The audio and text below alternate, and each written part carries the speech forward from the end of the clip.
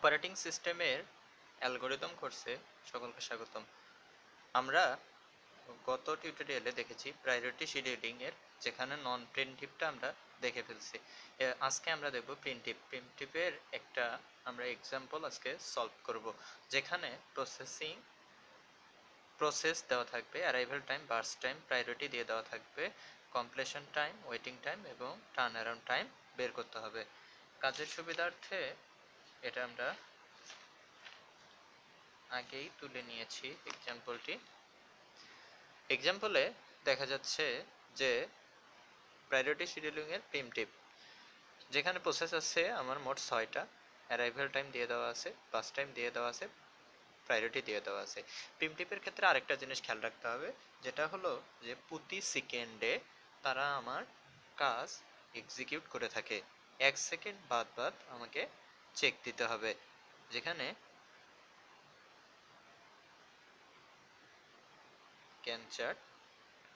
গ্যান চার্টটা আমার কীরকম হবে, যে প্রতি সেকেন্ড পর পর আমাকে চেক দিয়ে দেখতে হবে যে কি হচ্ছে। এখানে যদি আমরা চাকাই প্রায়োরিটির দিকে, প্রায়োরিটি শিডিউলিংয়ের ক্ষেত্রে বলা আছে যে প্রায়োরিটি যার বেশি সেটা প্রথমে আসবে। এখানে প্রায়োরিটি দেখা যাচ্ছে প্রথমে হচ্ছে P3, যার প্রায়োরিটি হচ্ছে 1। আমরা এইটার ক্ষেত্রেও কি করেছি, নন প্রিমটিভের মতোই প্রায়োরিটিটা ছোট থেকে বড় সাজিয়ে নিয়েছি। আর এটা আমাকে বলে দেওয়া থাকবে যে আমি প্রায়োরিটিটা কোন দিক থেকে সাজাবো, ছোট থেকে বড়, বড় থেকে ছোট। এখন জ্ঞান চার্টের ক্ষেত্রে যদি আমরা লক্ষ্য করি, তাহলে প্রথমে আসতেছে আমার প্রায়োরিটিতে P3, তারপরে আসতেছে P6, তারপরে আসতেছে P5, এভাবে আর কি সিরিয়াল ওয়াইজ আসতেছে।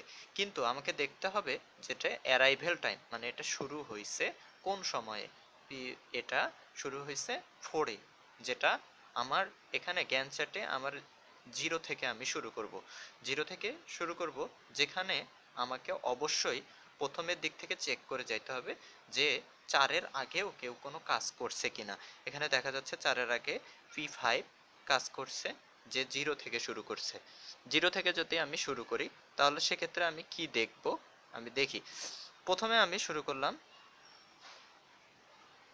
কাকে দিয়ে, P5 কে দিয়ে। P5 P5 এখন কোনখান থেকে শুরু হবে, 0 থেকে স্টার্ট করলো। স্টার্ট করে আমি প্রতি সেকেন্ড পর পর চেক করব। আমি এটা ভেঙে ভেঙে, একবারে ভেঙে ভেঙে করতেছি, যার ক্ষেত্রে এখানে আমি বলতে পারি প্রথমে আমি 1-এ আসলাম, 1 সেকেন্ড গেল। 1 সেকেন্ড পরে আমি এখন চেক করে দেখব যে এখানে অ্যারাইভেল টাইম কি কারো 1? না, এখানে অ্যারাইভেল টাইম এখন পর্যন্ত কারো আসে নাই। তাই আমি প্রায়োরিটি শিডিউলিং এর দিকে এখনো তাকাচ্ছি না। কারণ কেননা যদি প্রায়োরিটি শিডিউলিং এর দিকে তাকাতে হয়, আগে অ্যারাইভেল টাইমের মধ্যে ঢুকতে হবে। মানে অ্যারাইভেল টাইমের মধ্যে যদি আসে, তবে আমি প্রায়োরিটি শিডিউলিংটা কাজে লাগাতে পারবো। এখন পর্যন্ত যেহেতু কেউ আসেনি, সেক্ষেত্রে আমি আবার একটা চেকিং দিব, দিয়ে দেখি যে 1-এর মধ্যেও কেউ আসে নাই। সেক্ষেত্রে একেই আমি আবার বাড়াবো, 2 পর্যন্ত করলাম।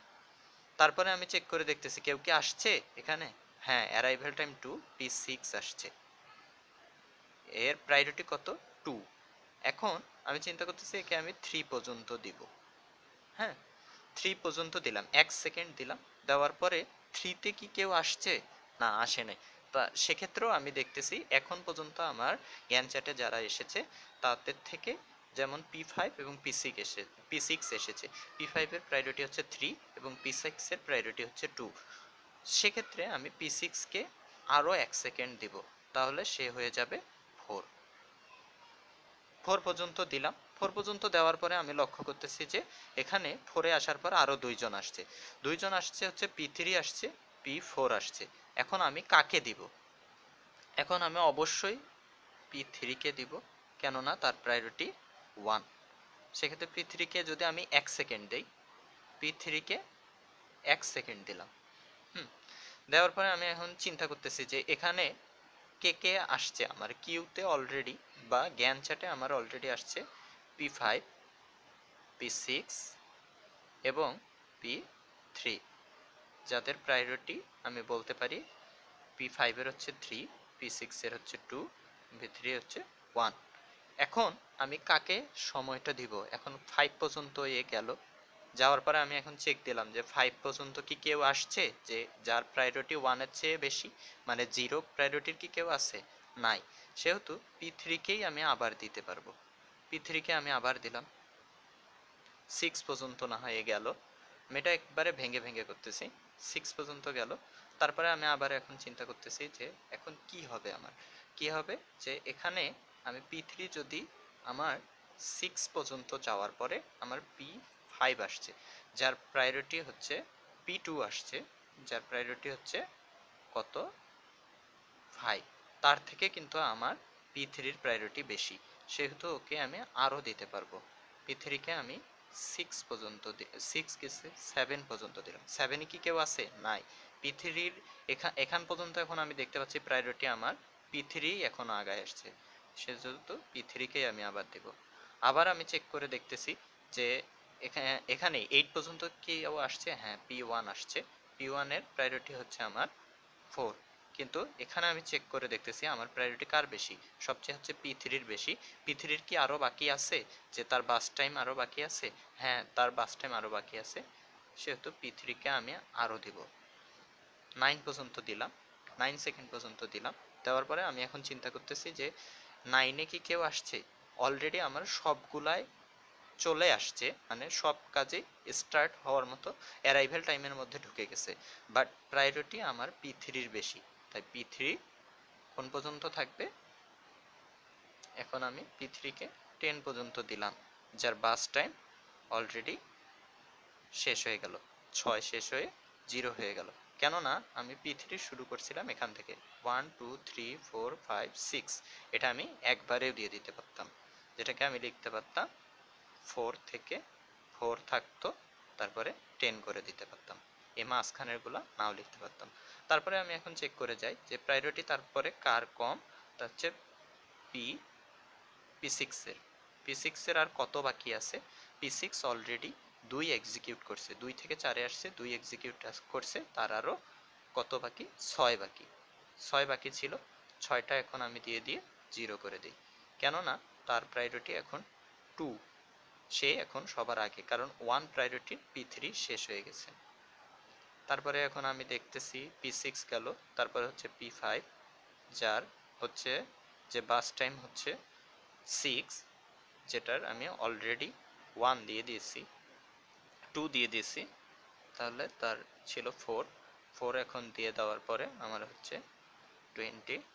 তারপরে এখন আমি দেখতেছি যে P5 গেল, P5 এর প্রায়োরিটি ছিল 3, তারপরে এখন আমার আসতেছে P1, যার প্রায়োরিটি হচ্ছে 4, যার বাস টাইম হচ্ছে 9, সেক্ষেত্রে আমার হচ্ছে 29। তারপরে আমার প্রায়োরিটি হচ্ছে যে P2, যার বাস টাইম হচ্ছে 5, 34। এখন আমার আর কিছু কি বাকি আছে? হ্যাঁ বাকি আছে, হচ্ছে P2 পর্যন্ত গেল, P4, যার প্রায়োরিটি 6 এবং যার বাস টাইম হচ্ছে 5, 39। এখন আমি শেষ দিক থেকে চিন্তা করে করে আমি কম্প্রেশন টাইম লিখব P4, P4 এর কম্প্রেশন হচ্ছে 39, P4 কোথায়? P4 39 লিখলাম। তারপরে আমি চিন্তা করতেছি P2 হচ্ছে 34, P2 হচ্ছে 34, তারপরে আমি লিখব P1 হচ্ছে যে 29,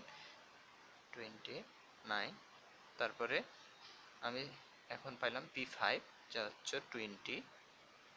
এখন আমার আসতেছে P6 হচ্ছে যে 16, তারপরে হচ্ছে P3 আমার হচ্ছে 10। সবগুলার আমি কমপ্লিশন টাইম পেয়ে গেলাম। এখন আমি টার্ন অ্যারাউন্ড টাইম বের করব, যেটা হচ্ছে completion time minus arrival time. 29 থেকে 8 বাদ দিয়ে দিলে 21, 34 থেকে 6 বাদ দিয়ে দিলে 28, 10 থেকে 4 বাদ দিলে 6, 39 থেকে 4 বাদ দিয়ে দিলে 35, 20 থেকে 0 বাদ দিয়ে দিলে 20, 16 থেকে 2 বাদ দিয়ে দিলে 14। এখন আমার ওয়েটিং টাইম সমান সমান আমি লিখতে পারি টার্ন অ্যারাউন্ড টাইম মাইনাস বাস টাইম। টার্ন অ্যারাউন্ড টাইম থেকে বাস টাইম যদি বাদ দিয়ে দেয়, টার্ন অ্যারাউন্ড টাইম থেকে বাস টাইম 21 থেকে 9 গেলে 12, তারপর 28 থেকে 6 গেলে হচ্ছে 28 থেকে 5 গেলে হচ্ছে 23, 6 থেকে 6 গেলে হচ্ছে 0, তারপরে 35 থেকে 5 গেলে হচ্ছে 30, 20 থেকে 6 গেলে হচ্ছে 14, 14 থেকে 8 গেলে হচ্ছে 6। এখন আমাকে বলতে পারে যে টোটাল টার্ন অ্যারাউন্ড টাইম কত। আমি এগুলা যোগ দিব, এগুলো যোগ দিয়ে হবে 124। এখন যদি আমাকে বলে এভারেজ টার্ন অ্যারাউন্ড টাইম, তাহলে আমি লিখব 4, কয়টা প্রসেস আছে 6টা, ভাগ দিয়ে দিব, তাহলে ভাগ দিলে আমার হচ্ছে 20.67। এখন যদি আমাকে বলে যে waiting time, total waiting time বের করো, তাহলে টোটাল ওয়েটিং টাইম আমি যোগ দিয়ে দিব, তাহলে কত হয় 12, 23, 0, 30, 14 এবং 6 যোগ করলে হয় 85, যেখানে আমি এভারেজ ওয়েটিং টাইম বের করতে বলতে পারে 85/6, যেখানে আমার মান আসতেছে 14.17। এভাবে আমরা প্রায়োরিটি শিডিউলিং এর প্রিমটিভে অ্যালগোরিদমটি সলভ করতে পারি। Thank you.